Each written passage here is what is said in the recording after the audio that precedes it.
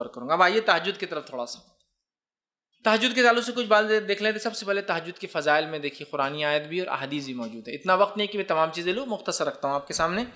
सबसे पहली चीज़ तो अल्लाह रब्बुल इज़्ज़त सूरह बनी इसराइल, ये सूरह इसरा सूरह नंबर 17 आयत नंबर 79 के अंदर फरमाता है, 79 के अंदर फरमाता है, कहता है व मिनल लैली फतहज्जद बिही नाफिलतल लक। अल्लाह फरमाता है और कहता है और रात को तहज्जुद पढ़ो, ये आप सल्लल्लाहु अलैहि वसल्लम के लिए नफल है।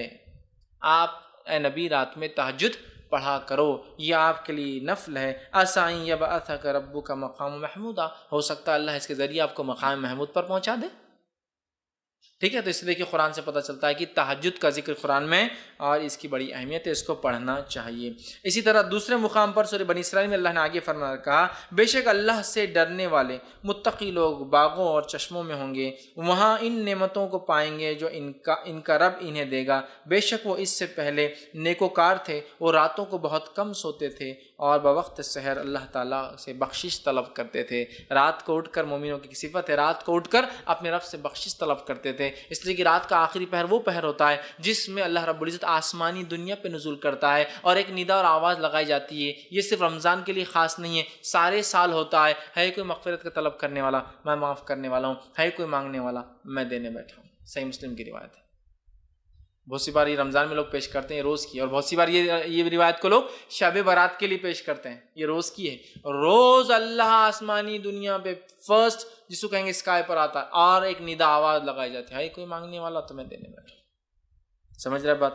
तो बहरहाल इसका तज़किरा कुरान में भी है, अहादीस के अंदर जो है सही मुस्लिम की रिवायत में आता है नबी अकरम सल्लल्लाहु अलैहि वसल्लम के ताल्लुक़ से कि जो है नबी अकरम सल्लल्लाहु अलैहि वसल्लम से पूछा गया कि फ़र्ज़ नमाज के बाद कौन सी नमाज सबसे अफजल है।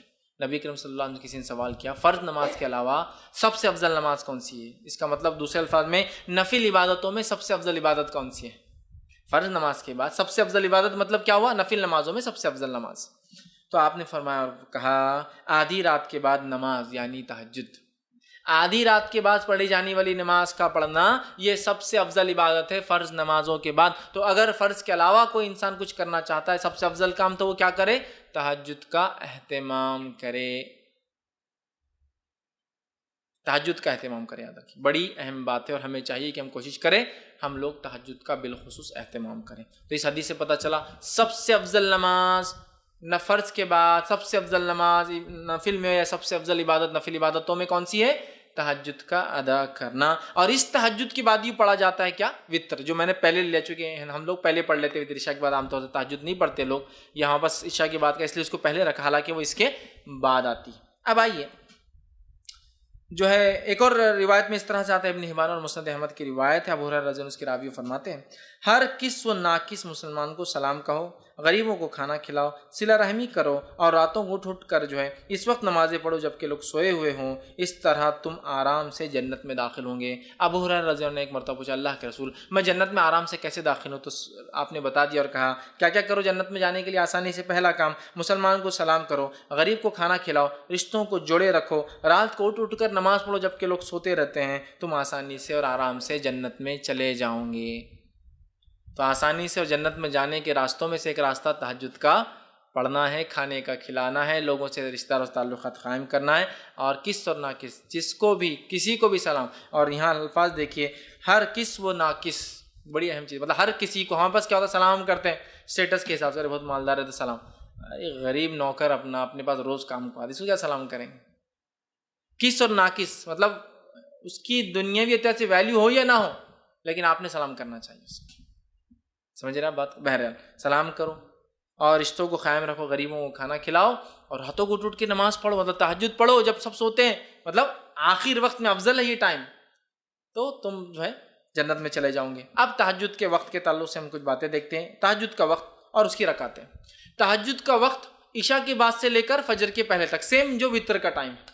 तहज्जुद का वक्त इशा के बाद से लेकर फजर के पहले तक, तो गोया आप इशा के बाद भी पढ़ सकते हैं तहज्जुद और फजर से पहले तक पढ़ सकते हैं, कभी भी जैसा आप वितर पढ़ सकते हैं। ठीक है, अब कितनी रकातें पढ़ें, तो इसकी रकातें याद रखिए दो दो करके, कम से कम 2 और ज़्यादा से ज़्यादा 8 रकात, और ये रकातें 2-2 करके ही होंगी। 2 के बाद सलाम, 2 के बाद सलाम, 2 के बाद सलाम, 2 के बाद सलाम। ठीक, तो अगर आपको 2 पढ़ना है तो 2 हो गई, 4 पढ़ना है तो 2-2 करके, मतलब 2 सलाम होंगे, 6 पढ़ना है तो 3 सलाम और 8 पढ़ना है तो 4 सलाम से 8 रकातें।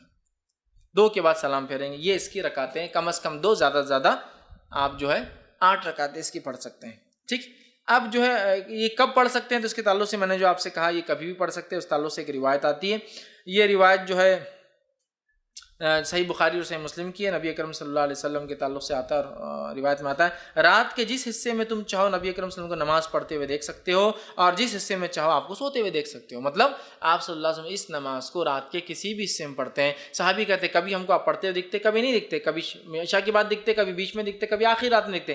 جس حصے میں چاہو آپ نماز پڑھتے ہوئے دکھتے ہیں، جس حصے میں چاہو آپ سوتے ہوئے دکھتے ہیں. مطلب کبھی ایک وقت نماز پڑھتے ہیں ایک حصے میں، دوسرے دن اس حصے میں نہیں پڑھتے، کبھی اور پڑھتے ہیں. تو ایک بار آج سمجھ لیجیے مثال فار ایگزامپل 1 بجے آپ جاگتے ہوئے دکھ رہے ہیں، تو کل 1 بجے جاگتے ہوئے نہیں دکھیں گے آپ. تو ایک حصے میں دیکھو تو نماز پڑھتے ہیں، ایک حصے میں دیکھو تو آپ نماز نہیں پڑھتے ہیں. مطلب آپ صلی اللہ علیہ وسلم عشاء کے بعد سے لے کر فجر تک اس کو پڑھا کرتے ہیں. اسی طرح صحیح بخاری کی روایت میں عائشہ فرماتی ہے اور کہتی ہیں کہ آپ صلی اللہ علیہ وسلم اس وقت قیام فرماتے ہیں جب مرغ کی آواز سنتے. مطلب نبی اکرم صلی اللہ علیہ وسلم اس کو ہر وقت پڑھتے، لیکن خاص طور سے کب پڑھتے؟ رات کا تیسرا پہر. اور مرغ یاد رکھیے رات میں لاز بالکل سحر کے وقت آواز دیتا ہے. اور آپ صلی اللہ علیہ وسلم کی حدیث ہے جب مرغ بانگ دے تو اسے برا مت کہو، اس لیے کہ وہ تو فرشتوں کو دیکھ کر بانگ دیتا ہے. لہٰذا جب مرغ بانگ دے تو اللہ سے دعا کرو، اس لیے کہ اس وقت فرشتے حاضر ہوتے. اور مرغ یاد رکھیے کبھی بھی، وہ شروعات میں تو کبھی بھی دیتا ہے وہ، لیکن جب سیکھ لیتا ہے تو وہ آپ دیکھیں گے رات میں 3 بجے سے یا کم از کم وہ سحر کے وقت شروع کرتا ہے تو فجر کے پہلے تک دیتا ہے. اسے ہوتا رہے کیا مرغا بانگ دے دے کہ بور کر رہا ہے نا، وہ بور نہیں کر رہا، وہ آپ کو اشارہ کر رہا ہے کہ اب فرشتے آنے کا وقت ہے، فرشتے آ رہے ہیں، دیکھو آ رہے ہیں، اعلان ہو رہا ہے، اب جا رہے ہیں نا. جیسا کوئی بڑا منسٹر ہے آپ کے گھر اور آپ کو کسی نے بلایا نا گھر پہ، کتاب اوپر لیں گا، میرے کو نہیں بلایا، ربا نے دیکھو مل لی خود ہی منسٹر صاحب سے اور فلاں ہو گیا. تو فرشتے حاضر ہوتے ہیں نا، ان کے حاضری کا وقت ہے. تو مرغ تو اعلان کر رہا ہے بھائی آ جائیے، الارم ہے، اٹھ کے فائدہ اٹھا لیجیے. تو بہرحال اس کو برا مت کہو، فرشتوں کو دیکھ کر بانگ لگاتا ہے. ٹھیک ہے. بہرحال تو آپ خاص طور سے آخر وقت میں پڑھتے تھے، لیکن پڑھا کبھی بھی جا سکتا ہے. ٹھیک ہے. اور آخر وقت میں کیوں پڑھنا چاہیے اس کو افضل میں نے کیوں کہا؟ آئیے اس تعلق سے صحیح ستہ کی ہر کتاب میں، بخاری، مسلم، ابو داؤد، نسائی، سنن ابن ماجہ، ترمذی، سب میں آتی ہے روایت. حدیث کے الفاظ ہے جب رات کا تہائی حصہ باقی رہ جاتا ہے، 1/3، اس لیے میں نے کہا تہائی، تیسرا حصہ، تہائی حصہ باقی رہ جاتا ہے، تو جو ہمارا بزرگ اور برتر پروردگار اللہ تعالیٰ آسمانی دنیا یعنی پہلے آسمان پر اترتا ہے اور کہتا ہے، ایک ندا لگائی جاتی ہے، کوئی مجھ سے دعا کرنے والا ہے میں اس کی دعا قبول کروں گا، کوئی سوال کرنے والا ہے میں اس کا سوال پورا کروں گا، کوئی ہے جو بخشش چاہتا ہے میں اس کو بخش دوں گا. ٹھیک ہے. یہ آواز لگائی جاتی ہے، اور یہ آواز ہر روز رات کے تیسرے پہر ندا اور آواز لگائی جاتی ہے. سبحان اللہ. یہ کوئی شب برات کے لیے خاص نہیں ہے، اور یہ کوئی رمضان کے لیے خاص نہیں. ایوری نائٹ، ہر رات ہم اللہ سے دعا کر کے منوا سکتے ہیں اپنے رب کو، اس لیے کہ اللہ ہم سے بہت قریب ہوتا ہے، پہلے آسمان پہ ہوتا ہے، اور آواز لگاتا ہے بھائی میں خاص سننے آیا ہوں، بتاؤ ہے کوئی مانگنے والا؟ تو یہ بہت خاص وقت ہے. اور میں نے دیکھا ہے بہت سارے لوگوں نے اس کا تجزیہ کیا ہے، ان اوقات میں مانگی گئی دعا کبھی رد نہیں ہوتی، چونکہ اسپیشلی آدمی اٹھ کر یہ دعا کرتا ہے. اور اللہ نہیں ہونے والے کام بھی لوگوں کے، بہت سارے لوگ بولتے ہیں دعا کب کرنا، ہم نے افضل وقت کیا ہے؟ تو میں کہتا ہوں رات کے تیسرے پہر اٹھیے، تہجد کی نماز پڑھیے، وتر قائم کیجیے، اور پھر اپنے رب سے خوب دعائیں کیجیے. سب سے بہترین وقت ہے اللہ کو سنانے کا، اس لیے کہ اللہ خود اس وقت کہتا ہے کوئی مجھ سے مانگنے والا میں دینے بیٹھا ہوں، ہے کوئی سوالی میں اس کے سوال کو پورا کروں گا، ہے کوئی مغفرت کا طلب کرنے والا آج مغفرت کر دوں گا. تو ایوری ڈے ہمارے لیے مغفرت کا دن ہو سکتا ہے اگر ہم فائدہ اٹھانا چاہیں تو. اسی طرح جو ہے نسائی کی روایت ہے، سنن نسائی کی مستدرک حاکم کی ہے کہ نبی اکرم صلی اللہ علیہ وسلم فرماتے ہیں کہ رات کے آخری حصے میں بندہ اپنے رب کے سب سے زیادہ قریب ہوتا ہے. کیوں سب سے زیادہ قریب ہوتا ہے؟ اس لیے کہ ان کا رب پہلے آسمان پہ آ جاتا ہے، تو بندہ سب سے قریب ہے. ایسے تو بندہ ہمیشہ اللہ سے قریب ہے، اس کا رب اسے سنتا ہے، لیکن یہ اور قربت کا وجہ ہے کہ اللہ رب العزت پہلے آسمان پہ آ جاتا ہے نا، قربت اور نزدیک ہو جاتی ہے. اس لیے خوب مانگنا چاہیے. صحیح بخاری اور صحیح مسلم کی روایت آپ نے فرمایا کہا اللہ تعالیٰ کو سب سے محبوب نماز داؤد علیہ السلام کی نماز ہے.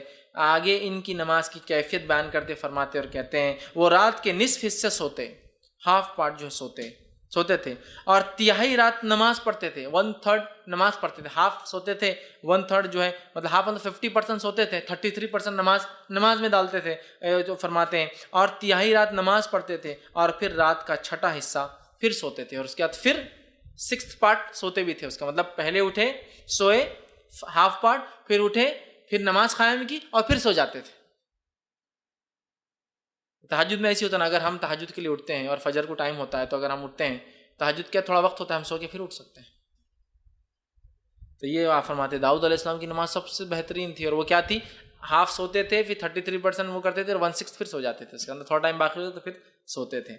ٹھیک ہے.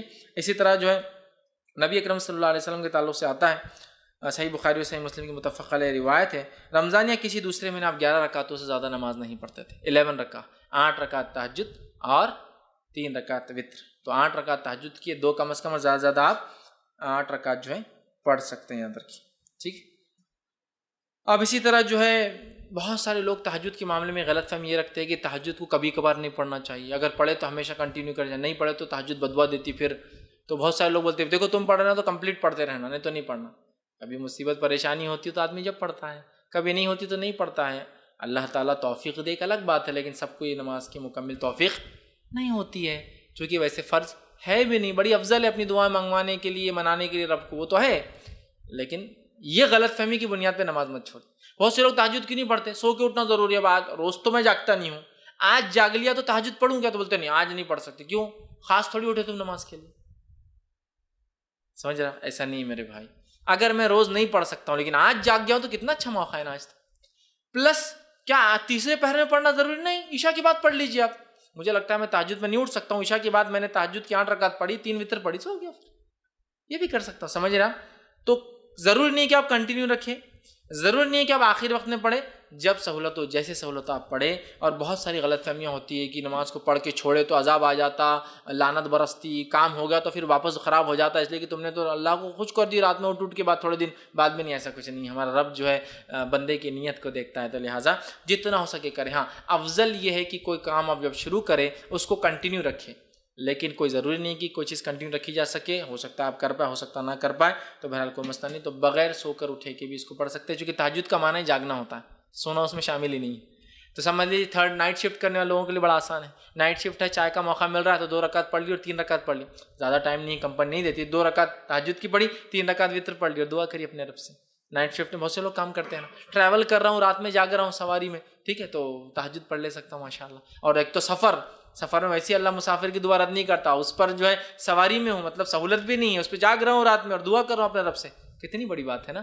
رب بھی پھر اللہ تعالیٰ بھی جو ہے دعاؤں کو سنتا ہے. یاد رکھیے ہماری تو جو تہجد، ہاں تہجد میں نبی اکرم صلی اللہ علیہ وسلم کیسے اٹھتے وہ کیفیت بھی رکھ دیتا ہوں. نبی اکرم صلی اللہ علیہ وسلم رات میں اٹھتے، آنکھ کھلنے کے بعد آپ سورہ آل عمران کی آخر 10 آیتوں کو آسمان کی طرف دیکھ کر تلاوت کرتے. تو اگر کسی کو سہولت ہو تو تہجد کے لیے اٹھے، اٹھ کر گھر سے باہر نکلے، آسمان کی طرف دیکھے، آخر 10 آیتیں سورہ آل عمران کی تلاوت کرتے، پھر وضو کے لیے جاتے، بہت اچھے سے پرفیکٹلی وضو بناتے، وضو بنانے کے بعد آ کر کھڑے ہوتے مصلی پر اور جو ہے نماز قائم کرتے. مصلی بولے تو نماز کی جگہ، جا نماز وغیرہ آپ کے گھر میں نہیں تھی، ایک الفاظ بتا سمجھانے کے لیے کھڑے ہوتے. اس کے بعد 2 کر کے جو ہے 8 رکعتیں پڑھتے، جن کی حسن اور خوبی کی جو ہے صحابہ اور حضرت عائشہ بڑی تعریف کرتی کہ کیا حسن اور کیا خوبی ان نمازوں کی، کیا لمبے لمبے جو ہے قیام اور سجدے. کبھی تو آپ تہجد ایسی پڑھتے کہ قیام اور رکوع اور سجود سب ایک سائز کے ہوتے، ایکول لینتھ.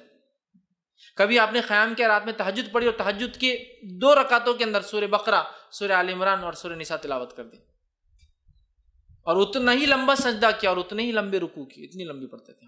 تو بہرحال حسن اور خوبی سے پڑھتے 2 کر کے. اس کے بعد 3 پڑھتے اور پھر فجر کی اذان ہوتی تو فجر کی 2 پڑھ کر پھر فجر کے لیے باہر جاتے. اور آخر زمانے میں جب آپ صلی اللہ علیہ وسلم کی وفات کا وقت آیا تب آپ تہجد کو آخر وقت میں ہی پڑھا کرتے تھے، last part of the night ہی پڑھا کرتے تھے. ٹھیک ہے، تو ہمیں کوشش کرنا چاہیے ہم بھی رات میں اٹھیں، آنکھوں کو ملے، آسمان کی طرف دیکھ کر. آخر اب آسمان کی سہولت ہو تو ضروری نہیں ہے تو آپ ڈھونڈنے آسمان جائیں گے اور دکھتا نہیں کہیں، لیکن ہو تو ضرور آپ کی سنت کہ آپ نکل کے آسمان کی طرف دیکھ کر 10 آیتیں پڑھتے تھے. آخری وہ تلاوت کرے، اچھے سے پرفیکٹلی وضو کرے اور حسن اور خوبی کے ساتھ ان نمازوں کو ادا کرے. اللہ تعالیٰ اس نمازوں کے ذریعے ہماری مدد کرتا ہے. پھر اس کے بعد وتر قائم کرے اور پھر فجر کی نماز کے لیے چلے جائے. تو یہ چند باتیں تھیں جو میں نے وتر اور تہجد کے تعلق سے رکھی. ہو سکتا ہے کچھ باتیں بچ گئی ہو تو آپ سوال جواب کے سیشن میں کر سکتے ہیں. آخر میں اپنی بات کو ختم کروں گا. اللہ رب العزت سے دعا ہے کہ اللہ سبحانہ تعالیٰ ہمیں جو ہے ان نمازوں کا خاص طور سے نفل نمازوں میں جو ہے خاص طور سے تہجد اور وتر کا جو ہے پابند بنائے. ہم تمام کے لیے ویسے فرائض اور تمام چیزوں کو کرنا آسان کرے، ہم تمام کے لیے ہر عبادت کرنا آسان کرے اور ہمیں جو ہے اس کا شغف اور شوق ہمیں پیدا کرے. ہماری نسلوں کو جو اللہ رب العزت نمازوں پہ قائم رکھے، نہ صرف فرائض بلکہ جو ہے ہمیں موقدہ اور سنن اور نوافل کا جو ہے اہتمام کرنے والا بنائے. جب تک ہمیں زندہ رکھے اسلام اور ایمان پر زندہ رکھے. خاتمہ ہمارا ایمان پر ہو. آخر دعوانا الحمد للہ رب العالمین. سبحان ربک رب العزت عما یصفون وسلام علی المرسلین.